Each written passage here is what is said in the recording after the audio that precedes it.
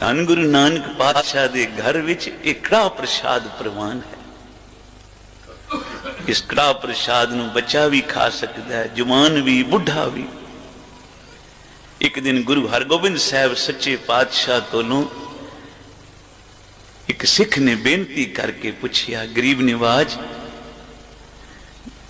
गुरु नानक दे घर विच कड़ाह प्रसाद ही क्यों प्रवान है? होर भी तां प्रसाद हैं, केलियां दा प्रसाद, संतरियां दा प्रसाद, कड़ाह प्रसाद नूं ही क्यों प्रवान कीता जांदा? मेरी पीरी दे मालिक गुरु हरगोबिंद साहब जी बोले, कड़ाह प्रसाद विच 3 पदार्थ पैंदे ने। ये तीनों ही पदार्थ अपने आप नूं मिटा के आए हैं इत्थों तक, ते जिहड़ा अपने आप नूं मिटा के गुरु दे दर ते पहुंचदा है वही प्रवान होंदा है। आख्या कड़ाह प्रसाद विच एक तां आटा पैंदा, दूजा खंड पैंदी है चीनी, तीजा घिओ पैंदा है घी। ये तीनों अपने स्वरूप नूं मिटा के आए ने। आ दाना उगया, फिर खेतां विचों कणक दे दाणियां नूं किवें कढिया, ते फिर किवें वो चक्की विच पीसे ते फिर आटा बने। केडी मशक्कत खाली।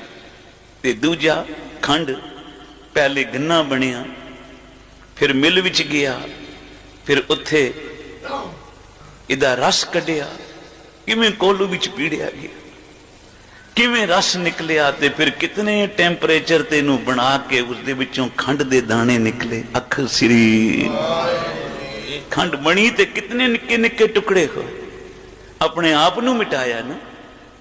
ते तीजा घ्यो, आख्या घ्यो कित्थों बनदा है? दुध विचों, दुध विचों दही, दही विचों फिर मक्खन निकलिया, मक्खन विचों फिर मक्खन नूं अग ते धरिया ते विचों घ्यो निकली।